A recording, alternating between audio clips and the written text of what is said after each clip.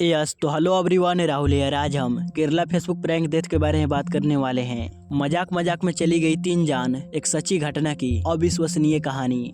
दोस्त, आप लोगों ने कभी ना कभी फेसबुक तो जरूर चलाया होगा और अभी चला भी रहे होंगे। लोग फेसबुक का इस्तेमाल मजाक, मजे और दोस्त बनाने के लिए करते हैं। फेसबुक के माध्यम से एक मजाक 2020 में केरल के गाँव में हुआ था। वैसे तो ये मजाक बहुत छोटी थी, मगर आप ये सुनकर पूरी तरह हिल जाएंगे कि एक छोटी सी मजाक में 1-2 नहीं बल्कि 3 जाने गई। आपने बिल्कुल सही सुना, एक फेसबुक मामूली मजाक में 3 जाने गई। तो आखिर ऐसा क्या हुआ जिसमें छोटी सी फेसबुक मजाक में 3 लोगों की जाने गई? इन्हीं सारी वाकया के बारे में मैं आपको वीडियो में आगे डिटेल में बताऊंगा। ये कहानी इतनी ज्यादा खौफनाक है कि इसे सुनने के बाद आपके पैरों तले जमीन निकल जाएगी। ये कहानी केरल के कोल्लम जिले के कल्लुवधुकल गांव में रहने वाले विष्णु की परिवार की है। 10वीं पास करने के बाद विष्णु ITI से एक कोर्स करता है और काम धाम में लग जाता है। विष्णु जब 21 साल का था तो उसकी मुलाकात रेशमा नाम की लड़की से होती है। इस मुलाकात के समय रेशमा 10वीं क्लास में पढ़ाई कर रही थी। रेशमा विष्णु के बड़े भाई रंजीत की पत्नी आर्या और विष्णु की भांजी ग्रीष्मा की दोस्त थी। ये तीनों हम उम्र की ही थी और एक ही स्कूल में पढ़ाई की थी। अब रेशमा की दोस्ती विष्णु की भाभी और विष्णु की भांजी से थी। इस वजह से रेशमा अपने दोस्तों से मिलने के लिए इनके घर आया करती थी। आने जाने के क्रम में विष्णु की नजरें रेशमा के ऊपर पड़ती है और धीरे धीरे कर दोनों के बीच प्यार हो जाती है। आगे चलकर दोनों शादी करने का फैसला करते हैं और 2020 में बड़े ही धूमधाम से विष्णु और रेशमा की शादी भी हो जाती है। रेशमा की शादी से आर्या और ग्रीष्मा भी काफी ज्यादा खुश होती है। रिश्ते के बंधन में बंधने के बाद इन तीनों के बीच दोस्ती और भी ज्यादा गहरी हो जाती है। शादी के बाद सब कुछ काफी अच्छे से बीतता है और हंसते खेलते किस तरह समय कट जाता है पता भी नहीं चलता। शादी के बाद रेशमा माँ भी बनती है और पहली संतान के रूप में एक बेटी को जन्म देती है। इसके बाद कुछ अगले महीने बहुत ही अच्छे से बीतते हैं, मगर एक समय बाद विष्णु और रेशमा के रिश्ते में कड़वाहट आनी शुरू होती है। कड़वाहट की वजह घर में बेटी का जन्म होना नहीं बल्कि घर में एंड्रॉइड फोन का आना था। दरअसल पहले रेशमा सिंपल मोबाइल या फिर अपने पति का मोबाइल यूज किया करती थी, लेकिन पत्नी की डिमांड में विष्णु कुछ महीने पहले उसे एक एंड्रॉइड फोन ला कर देता है। मोबाइल आने के बाद रेशमा उसमें इतना ज्यादा खो जाती है कि परिवार के दूसरे कामों में भी उसका ध्यान नहीं लगता। धीरे धीरे कर वो मोबाइल के ही आदी हो जाती है। विष्णु को रेशमा की आदत बिल्कुल भी पसंद नहीं आती। दिन भर मोबाइल फोन यूज करने की वजह से विष्णु रेशमा को टोकना शुरू कर देता है। बस यहीं से विष्णु और रेशमा के बीच आए दिन लड़ाई झगड़े होने शुरू हो जाती है। इन सब के बावजूद रेशमा मोबाइल चलाना नहीं छोड़ती। अब इन सारी वाकया को होते होते 1-2 महीने बीत जाते हैं, यहाँ तक कि साल भी बदल जाता है, मगर रेशमा की आदत सुधरने की जगह और भी ज्यादा बिगड़ जाती है। ऐसा लगने लगा था कि मानो रेशमा को मोबाइल का नशा हो गया हो। अब साल आ चुका था 2020। विष्णु और रेशमा के रिश्ते सुधरने की जगह बिगड़ते ही जा रहे थे। 2020 में ही एक दिन विष्णु के दोस्त विष्णु के पास कॉल कर कहते हैं कि तुम्हारी पत्नी को हमने वर्कला में देखा है। वर्कला लगभग विष्णु के घर से 15 किलोमीटर दूरी पर था। जब विष्णु को मालूम पड़ता है कि मेरी पत्नी वर्कला गई है तो थोड़ा चौंक जाता है, क्योंकि पहली बार था कि जब रेशमा घर से बाहर गई है और वो इस बारे में अपने पति को भी नहीं बताई है। तो विष्णु रेशमा के पास कॉल करता है और पूछता है कि तुम कहाँ पर हो, जिस पर रेशमा कहती है कि घर में बेटी परेशान कर रही थी तो मैं घूमने के लिए उसे लेकर बाहर आ गई हूँ। फोन पे ही विष्णु और रेशमा के बीच थोड़ी बहस हो जाती है, मगर बाद में बातें नॉर्मल हो जाती है और विष्णु अपना बाइक लेकर रेशमा को परावल नाम के जगह पर रिसीव करने के लिए चला जाता है, जहाँ पे रेशमा बस से उतरती है। यहाँ से दोनों साथ में घर चले जाते हैं। साल 2020 में कोरोना महामारी बड़े स्तर पे फैली हुई थी। काम धंधे पूरी तरह से बंद हो चुके थे, तो इसका असर विष्णु पर भी आता है। उसे काम मिलना बंद हो जाते हैं। हालात इतनी ज्यादा क्रिटिकल हो जाती है कि उसे अपना घर भी बेचना पड़ता है। घर बेचने के बाद विष्णु रेशमा को लेकर अपने ससुराल यानी कि रेशमा के घर चला जाता है। रेशमा का पिता का नाम सुदर्शन पिल्लई था, जो पेशे से एक कारपेंटर थे। ये अपने परिवार के साथ परावर के पास में ही वजाई कोट्टू नाम के जगह पर रहते थे। अब विष्णु और रेशमा भी यहीं पे रहने लगते हैं। अब तारीख आ चुका था 2021। तारीख थी 5 जनवरी 2021। हर दिन की तरह रेशमा का पिता सुदर्शन सुबह सुबह उठते हैं और नहा धोआ कर पूजा पाठ वगैरह करने के लिए मंदिर चले जाते हैं। जब वो मंदिर से वापस लौट रहे थे तो तभी उन्हें पास के खेत से कुछ आवाजें सुनाई पड़ती है। वो आसपास नजर दौड़ाते हैं, मगर उन्हें कुछ भी दिखाई नहीं पड़ता। तो वो आवाज का पीछा करते हुए थोड़ी दूर आगे जाते हैं। आगे जाने के बाद जो वो नजारा देखते हैं उसे देखकर उनके होश ही उड़ जाते हैं। वहाँ पे सूखे पत्ते का ढेर था और उसके नीचे से ही किसी की रोने की आवाज आ रही है। वो तुरंत कुछ ही दूरी पे टहल रहे अपने दामाद विष्णु को आवाज देते हैं। तो विष्णु दौड़ते हुए वहाँ आता है और अपने हाथों से उस पत्ते को हटाता है। पत्ते हटाने के बाद विष्णु जो दृश्य देखता है वो देखकर पूरी तरह शॉक्ड हो जाता है, क्योंकि पत्तों को ढेर के नीचे एक नवजात था। दिखने में ऐसा लग रहा था कि अभी अभी इस बच्चे का जन्म हुआ है। शायद किसी ने इस बच्चे के जन्म के बाद तुरंत इसे लाकर यहाँ फेंक दिया है। अभी इतना समय नहीं था कि इस सवाल का जवाब ढूंढा जाए कि ये बच्चा है किसका। विष्णु उस बच्चे को बड़े ही सावधानी से उठाता है और भागते हुए अपने घर की तरफ आता है। मिली नवजात एक लड़की थी और उसकी हालत काफी ज्यादा क्रिटिकल थी, यहाँ तक कि उस बच्ची का गर्भनाल भी अभी तक नहीं काटा गया था। सुदर्शन पिल्लई अपने हाथों से उस बच्ची का गर्भनाल काटते हैं और उसे कपड़े में लपेट कर उसकी हालत काफी ज्यादा खराब थी तो विष्णु वहीं पास ही के तिरुवनंतपुरम हॉस्पिटल में लेकर जाते हैं। बच्ची को हॉस्पिटल में भर्ती करवाने के बाद विष्णु इस बात की खबर पुलिस को भी दे देता है। नवजात दिखने में काफी ज्यादा कमजोर लग रही थी और उसका वजन भी काफी कम था। ऊपर से लावारिस हालत में पड़े होने की वजह से उसकी हालात और भी ज्यादा बिगड़ गई थी। इसलिए हॉस्पिटल लाने के बावजूद भी उस बच्ची के हालात काफी ज्यादा बिगड़ते जा रहे थे और कुछ ही देर बाद वो बच्ची अपनी दम तोड़ देती है। बच्ची की मौत के बाद पुलिस इस सवाल का जवाब ढूंढने में लग जाती है कि नवजात बच्ची के साथ आखिर ऐसा किया किसने। पुलिस को शक था कि घर में बेटी की जन्म लेने की वजह से किसी ने लावारिस हालत में फेंक दिया होगा। ये भी शंका जताया जाता है कि किसी ने अपने नाजायज रिश्ते को छुपाने के लिए उस बच्ची को उस हालत में फेंक दिया। इसलिए अब पुलिस एक कातिल की तलाश में लग जाती है। अब इधर विष्णु और उसका ससुर सुदर्शन लावारिस हालत में पड़ी एक बच्ची को उठाकर न सिर्फ उसका अच्छे से ख्याल रखा था बल्कि कैसे भी कर उसे जल्दबाजी में हॉस्पिटल पहुंचाया और एक जिम्मेदार नागरिक की फर्ज निभाई। इसलिए स्थानीय लोग इनकी खूब तारीफ करते हैं। वहां पत्रकार भी चले आते हैं और इनसे बातचीत भी करते हैं। रेशमा भी वहाँ पत्रकार को बताती है कि हाँ, मेरे परिवार के लोग ही उस नवजात बच्ची को हॉस्पिटल पहुँचाए थे। अब बच्ची इस दुनिया से जा चुकी थी तो पुलिस पूरा फोकस इस बच्ची की कातिल को ढूंढने में लगाती है, मगर कई दिन बीत जाने के बाद भी कोई भी क्लू नहीं मिलता है। पुलिस आसपास के लोगों से पूछताछ करती है कि आप लोगों ने गांव के अंदर किसी बाहरी आदमी को देखा, तो कोई भी शख्स गांव के अंदर बाहरी आदमी की आने की पुष्टि नहीं करता है। अब पुलिस इस बात की पुष्टि में लग जाती है कहीं ऐसा तो नहीं कि गाँव के ही किसी शख्स ने इस बच्ची को फेंका हो, लेकिन पुलिस को यहाँ भी सफलता नहीं मिलती है। जब पुलिस की सारी जांचें फेल हो जाती है तो आखिर में पुलिस बच्चे का डीएनए जांच करवाती है। वो बच्ची किसकी हो सकती है, इस बात का पता लगाने के लिए सभी कागजी कार्रवाई पूरी की जाती है। मेडिकल टीम गांव में रहने वाले नौजवान लड़के लड़कियों का डीएनए सैंपल कलेक्ट करती है। आसपास के लोगों के साथ इस बच्ची को हॉस्पिटल पहुँचाने वाले शख्स विष्णु और रेशमा का भी डीएनए सैंपल लिया जाता है। अगर ये पता लग जाए कि वो बच्ची किसकी थी तो ये पता लगाना आसान हो जाएगा कि उस बच्ची का कातिल कौन है। डीएनए सैंपल लेने के बाद मामला थोड़ा ठंडा हो जाता है, क्योंकि डीएनए रिजल्ट आने में सरकारी विभाग में काफी टाइम लगता है। इसलिए पुलिस अगला कदम उठाने से पहले डीएनए रिजल्ट का इंतजार करते हैं। इधर रेशमा और विष्णु के बीच फोन को लेकर लड़ाइयाँ अभी भी जारी ही थी। यहाँ तक कि बीते कुछ दिनों में कड़वाहट इतनी ज्यादा बढ़ जाती है कि विष्णु रेशमा का फोन को तोड़ ही देता है। विष्णु की जॉब जा चुकी थी और उसके पास कोई काम भी नहीं था, इसलिए वो बहुत जल्द विदेश जाने की सोच में होता है और उसे मौका भी मिल जाता है। फरवरी महीने में काम करने के लिए वो अबू धाबी चला जाता है। हालांकि वो जाने से पहले अपनी पत्नी को एक नया फोन भी दिला दिया था। अब 2021 का जून का महीना आ चुका था। लावारिस हालत में मिले बच्ची का माता पिता का पता लगाने के लिए कलेक्ट किए गए डीएनए सैंपल को जांच में भेजने के बाद और 5 महीने के बाद पुलिस को इस केस में बहुत बड़ी लीड मिलती है। जांच में मालूम पड़ता है कि जो डीएनए सैंपल भेजा गया है वो गांव के एक कपल के डीएनए से मैच कर रहा है। बच्ची का डीएनए सैंपल जिस शख्स से मिलता है वो हमारी कल्पना से भी परे होता है। उस बच्ची का डीएनए सैंपल रेशमा और विष्णु से मिलता है। पुलिस की एक टीम भागते हुए तुरंत सुदर्शन पिल्लई के घर जाती है।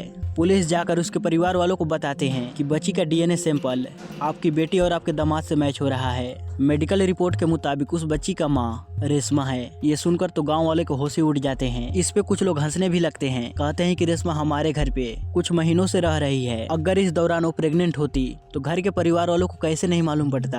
अगर वो बच्चा उसके पास होता भी तो उसे बाहर फेंकने की क्या जरूरत थी। रेशमा की माँ भी इस बात की पुष्टि करती है कि रेशमा की 3 साल की बेटी भी है। उसके बाद से मैंने कभी भी रेशमा को प्रेग्नेंट नहीं देखा।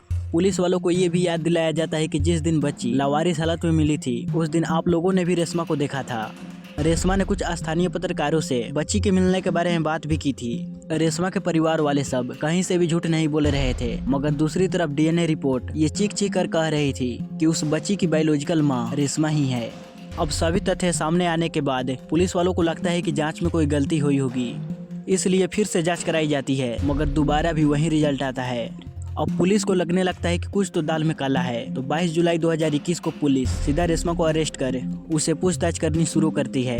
अब पुलिस की पूछताछ में जो खुलासा होता है वो हमारे सोच से भी परे होता है। पुलिस जब पूरी सख्ती से पूछताछ करती है तो रेशमा ये स्वीकार करती है कि 5 जनवरी 2021 को उस बच्ची को मैंने ही जन्म दिया था और सबकी नज़रों से बच बचाकर पास ही के खेत में जाकर उस बच्ची को पत्ते के नीचे छुपा दिया।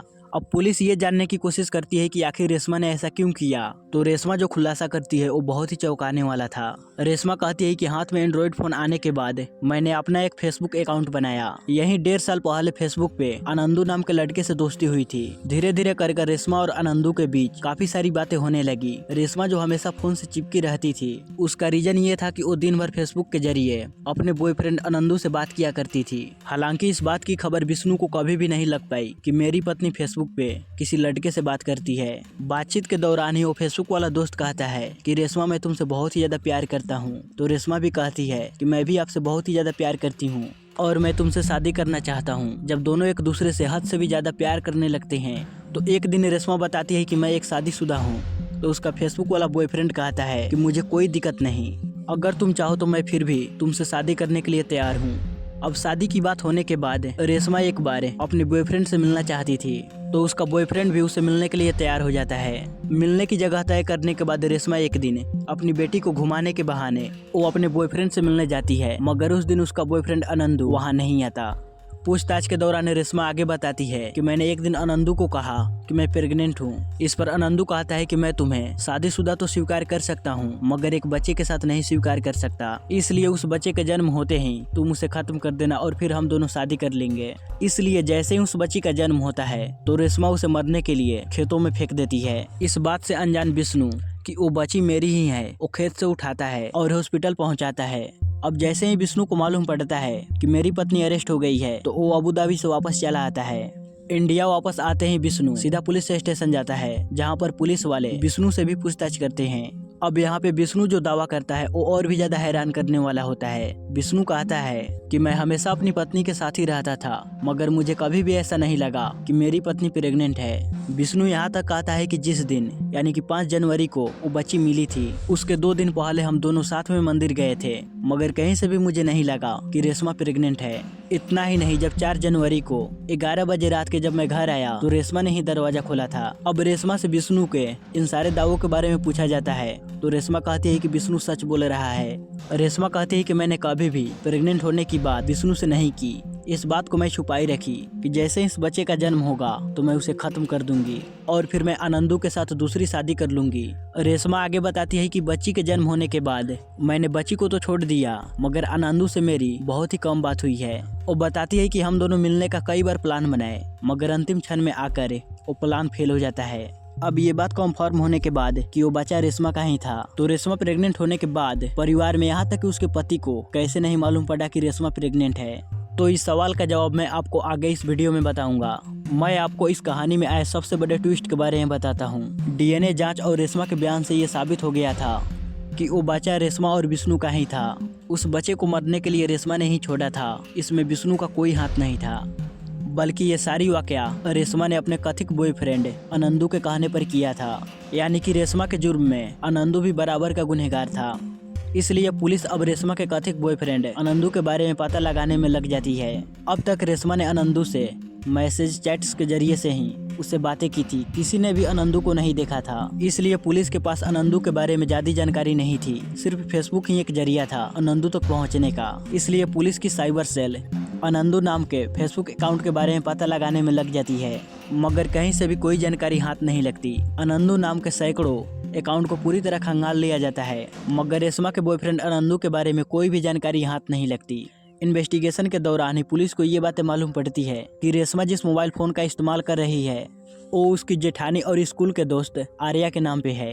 आर्या के बारे में मैंने आप लोगों को इस वीडियो को शुरुआत में बताया था कि वो विष्णु के बड़े भाई की पत्नी है। जांच पड़ताल के दौरान ये भी मालूम पड़ती है कि एक मोबाइल जिसे रेशमा यूज करती थी वो फोन अब आर्या यूज कर रही है। पुलिस को लगता है कि रेशमा के पुराने फोन से उसके बॉयफ्रेंड आनंदू के बारे में कुछ जानकारी मिल सकती है, इसलिए पुलिस पूछताछ के लिए आर्या के पास नोटिस जारी करती है। मगर ये क्या, 24 जुलाई 2021 को आर्या अचानक से दिन दहाड़े गायब हो जाती है। थोड़ी देर के बाद ये मालूम पड़ता है कि आर्या के साथ ग्रीष्मा भी गायब है। इस वीडियो की शुरुआत में मैंने आप लोगों को ग्रीष्मा के बारे में भी बताया था कि ग्रीष्मा भी रेशमा के स्कूल की दोस्त और विष्णु की भांजी थी। पुलिस से पहला केस सही ढंग से सॉल्व भी नहीं हुआ था, तभी एक नई मुश्किल उनके सामने आ खड़ी थी। अब इन 2 लापता लड़कियों को ढूंढने में पुलिस लग जाती है। जांच की शुरुआत आर्या और ग्रीष्मा के घर से ही होता है। अब खोजबीन के दौरान ग्रीष्मा के कमरे से एक लेटर मिलता है। उस लेटर में ये लिखा था कि मैं नहीं चाहती कि उस बच्चे का मौत का जिम्मेदार मुझे ठहराया जाए। अब ये एक लाइन का नोट इस केस में पुलिस के लिए बहुत बड़ा पेच था। पुलिस ये समझ ही नहीं पा रही थी कि आखिर इस पूरे केस में ग्रीष्मा का क्या लेना देना है। अब पुलिस अपनी जांच और भी ज्यादा तेज कर देती है और आसपास के सीसीटीवी फुटेज को चेक किया जाता है। तो एक सीसीटीवी फुटेज में आर्या और ग्रीष्मा दोनों साथ में नजर आते हैं। दिन भर इन दोनों की खोजबीन जारी रहती है, मगर कुछ भी हाथ नहीं लगता। अगले दिन यानी कि 25 जुलाई 2021 को पुलिस को खबर मिलती है कि पासी के इटीकरा नदी में 2 लड़कियों की लाश नजर आई है। पुलिस जल्दी से वहां जाती है और दोनों लाश को बाहर निकलवाया जाता है। इन दोनों लड़कियों की पहचान 23 साल की आर्या और 19 साल की ग्रीष्मा के नाम के तौर पे किया जाता है। पोस्टमार्टम में इन दोनों के साथ कोई भी जोर जबरदस्ती की पुष्टि नहीं होती है और न ही शरीर पे किसी भी तरह का जख्म के निशान थे। पोस्टमार्टम में मौत का रीजन डूबने का बताया जाता है। ये मामला सुसाइड का लग रहा था। अब यहाँ पे ये सवाल उठ रहा था कि आखिर ये दोनों एक साथ क्यों सुसाइड किए और इस केस से इन दोनों का क्या लेना देना था। पुलिस जब इस सवाल का जवाब ढूंढते हैं तो हमारे सामने और भी ज्यादा चौंकाने वाली बातें सामने आती है। पुलिस के पूछताछ के दौरान आर्या और रेशमा की सास यानी कि विष्णु की मां बताती है कि कल ही मुझे आर्या ने बताया था कि ग्रीष्मा ने कभी आनंदू नाम के फेसबुक अकाउंट बनाया था और अपनी मामी यानी कि रेशमा से मजाक करने के लिए फ्रेंड रिक्वेस्ट भेज दिया था और फिर वो आनंदू बनकर उससे बात करने लगी थी। कुछ दिनों के बाद ग्रीष्मा इस फर्जी अकाउंट के बारे में अपनी बड़ी मामी आर्या को भी बताती है। तो अब ग्रीष्मा और आर्या दोनों मिलकर रेशमा से मजाक करने के लिए आनंदू बनकर उसे प्यार भरी बातें महीनों तक की। आगे जांच के दौरान पुलिस को मालूम पड़ती है कि ग्रीष्मा की एक बॉयफ्रेंड है और भी सारी जानकारी इकट्ठा करने के लिए पुलिस ग्रीष्मा की बॉयफ्रेंड से पूछताछ करती है। तो वो भी बताता है कि कुछ दिन पहले ग्रीष्मा ने मुझे बताया कि आनंदू नाम के फर्जी फेसबुक अकाउंट बनाकर कई महीनों से रेशमा से बातचीत कर रही है। रेशमा आनंदू के प्यार में पूरी तरह पागल हो चुकी है। आगे जांच में मालूम पड़ता है कि वो ग्रीष्मा ही थी जिससे रेशमा आनंदू समझकर अपने गर्भवती होने की बात उसे बताई। इसी के बाद ग्रीष्मा यानी कि जो आनंदू बनी थी और रेशमा को कहती है कि अगर तुम्हें मुझसे शादी करनी है तो बच्चे को जन्म लेते ही उसे मार दो।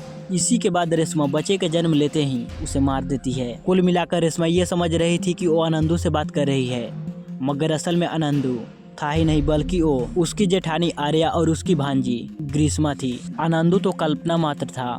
जब रेशमा के गिरफ्तारी के 2 दिन बाद आर्या को भी पूछताछ करने के लिए पुलिस स्टेशन बुलाया जाता है तो आर्या और ग्रीष्मा दोनों बुरी तरह डर जाते हैं और इन्हें लगने लगता है कि उस छोटे से बच्ची का मौत का जिम्मेदार हम दोनों के ऊपर ही आएगा और इन्हें ही सजा मिलेगी क्योंकि यही दोनों आनंदू बनकर रेशमा से उस बच्चे को मारने के लिए कहा था। इसी डर की वजह से दोनों लड़कियां नदी में कूदकर अपनी जान दे देती है। जबकि पुलिस ने रेशमा को पुराने मोबाइल के बारे में पूछताछ करने और उस पुराने मोबाइल फोन को जाँच में शामिल करने के लिए एक नोटिस जारी किया था। चलिए मैं अब उस सवाल का जवाब देता हूं जिसका जवाब जानने के लिए आपका दिमाग अभी भी घूम रहा होगा। क्या ये संभव है कि एक औरत 9 महीने तक गर्भवती रहे और घर के परिवार के किसी भी सदस्य को मालूम न पड़े और अकेले वो उस बच्ची का जन्म भी दे दे? दरअसल पुलिस के पूछताछ के दौरान रेशमा की माँ और उसका पति बताता है कि पिछले कुछ महीनों से रेशमा बहुत ही ढीले ढाले कपड़े पहनती थी। ऐसा रेशमा अपनी प्रेगनेंसी को छुपाने के लिए करती थी। इसके अलावा रेशमा से डमी टकिंग बेल्ट भी बरामद हुआ है। अक्सर वो ये बेल्ट लगा कर रखती थी ताकि उसका उभरा हुआ पेट किसी को दिखाई ना दे। इसके अलावा मेडिकल साइंस के द्वारा देखे तो कोई महिला 9 महीने तक प्रेग्नेंट रहे और उसके शरीर में कोई बदलाव ही ना हो। कई बार तो बच्चे के जन्म के कुछ घंटे पहले ही मालूम पड़ता है कि महिला गर्भवती है। इस स्थिति को मेडिकल साइंस में क्रिप्टिक प्रेगनेंसी कहा जाता है। एक्सपर्ट का मानना है कि कहीं ना कहीं रेशमा का भी क्रिप्टिक प्रेगनेंसी थी, इसीलिए किसी भी बाहरी व्यक्ति यहाँ तक कि उसके पति को भी नहीं मालूम पड़ा कि रेशमा प्रेग्नेंट है। क्रिप्टिक प्रेगनेंसी में ऐसा भी स्थिति होता है कि कई बार महिला को भी प्रेगनेंसी के बारे में मालूम ही नहीं पड़ता। क्रिप्टिक प्रेगनेंसी बेहद ही दुर्लभ मामले हैं, मगर ये समय समय पर होता रहता है। इसके अलावा कई बार अधिक वजनी और बेहद फिट महिला को प्रेगनेंसी के बारे में मालूम ही नहीं पड़ता। शायद यही सब वजह रही होगी कि लोगों को रेशमा की प्रेगनेंसी के बारे में नहीं मालूम पड़ा। अगर मान लेते हैं कि ये क्रिप्टिक प्रेगनेंसी थी तो डिलीवरी के वक्त उसे दर्द तो हुआ होगा। अकेले डिलीवरी कराना लगभग ये नामुमकिन है। रेशमा ने ये कैसे किया, इसका अस्पष्ट जवाब किसी को मिल ही नहीं पाया। यहाँ हम ये कह सकते हैं कि रेशमा अपने फेसबुक बॉयफ्रेंड आनंदू के प्यार में पूरी तरह पागल थी। उसी पागलपन में अकेले वो बच्चे को जन्म भी दे दिया और अपने ही हाथों उसे मरने के लिए छोड़ भी दिया। या फिर रेशमा ये सब कुछ अदृश्य आनंदू के प्यार में कर दिया। एक सवाल ये भी उठता है कि रेशमा भले ही न जानती थी कि असल में अनंदू है ही नहीं, मगर ग्रीष्मा और आर्या को तो मालूम था कि उसके साथ मजाक हो रहा है। इसके बावजूद दोनों रेशमा के बच्चे के जन्म लेते ही उसे मारने के लिए क्यों कह दिया। दरअसल परिवार के लोगों की तरह ही आर्या और ग्रीष्मा को भी रेशमा की प्रेगनेंसी के बारे में नहीं मालूम पड़ता है। इस कारण आर्या और ग्रीष्मा को लगता है कि रेशमा झूठ बोल रही है, इसलिए दोनों हंसी मजाक करते हुए ये कह देते हैं कि बच्चे के जन्म लेते ही तुम उसे मार देना। रेशमा ने सच में बच्चे के जन्म लेने के बाद उसे मरने के लिए छोड़ दिया था और बच्चे के मौत के बाद पुलिस कातिल की तलाश में थी। रेशमा की गिरफ्तारी और पुलिस की नोटिस जारी के बाद आर्या और ग्रीष्मा को राज खुलने का डर सताने लगता है और दोनों डर के मारे आत्महत्या कर लेते हैं। रेशमा अभी गिरफ्तारी के बाद से ही जेल में बंद है, वहीं अब इसका पूरा परिवार उस मजाक का कीमत चुका रहा है। इस केस को वहाँ का एसीपी निजामुद्दीन खुद ही हैंडल कर रहे थे और उन्हीं का ईमानदार नतीजों का कोशिश रहा कि इस मजाक के खौफनाक से पर्दा उठ पाया और उस नवजात के कातिल माँ का पता चल पाया। गाइज, आप लोगों को इस कहानी से क्या सीख मिलती है कमेंट बॉक्स में जरूर बताइएगा। आपकी नजर में इस केस में सबसे बड़ा दोषी कौन है वो भी कमेंट बॉक्स में जरूर बताइएगा। अगर आपको ये वीडियो पसंद आई हो तो प्लीज आप इस वीडियो को लाइक करें और इसे शेयर जरूर करें ताकि ये कहानी और भी लोगों तक पहुँच पाए, ताकि उन्हें एक सबक मिले और कभी आर्या ग्रीष्मा जैसी गलती न करे।